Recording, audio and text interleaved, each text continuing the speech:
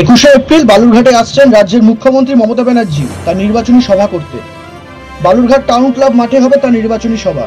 Balurghat friends union মাঠে তার helicopter নামার কথা। তার আগে বালুরঘাট টাউন ক্লাব মাঠ এবং বালুরঘাট ফ্রেন্ডস ইউনিয়ন মাঠের নিরাপত্তা ব্যবস্থা খতিয়ে দেখতে শনিবার সকালে বালুরঘাট ফ্রেন্ডস ইউনিয়ন মাঠ এবং বালুরঘাট টাউন ক্লাব মাঠ পরিদর্শন করলেন পুলিশ সুপার চিন্ময় মিত্তাল, ডিএসপি হেডকোয়ার্টার বিক্রম প্রসাদ, বালুরঘাট থানার আইসি শান্তিনাথ পাজা ও বালুরঘাট পৌরসভার চেয়ারম্যান অশোক মিত্র। পাশাপাশি এদিন মুখ্যমন্ত্রীর হেলিকপ্টারের ট্রায়াল রান হয় বালুরঘাট ফ্রেন্ডস ইউনিয়ন মাঠে।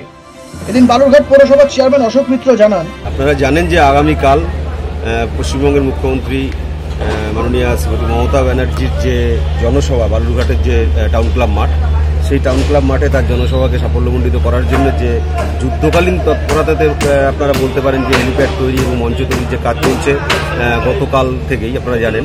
তো সেই যে প্রথম পর্যায়ের কাজটা যে আমাদের যে হেলিকপ্টার যে ট্রায়াল যে রানটা, সেই ট্রায়াল রানটাকে আমরা সম্পূর্ণ করলাম এবং খুব সুন্দরভাবে ট্রায়াল রান হয়ে গেল, আপনারা দেখলেন।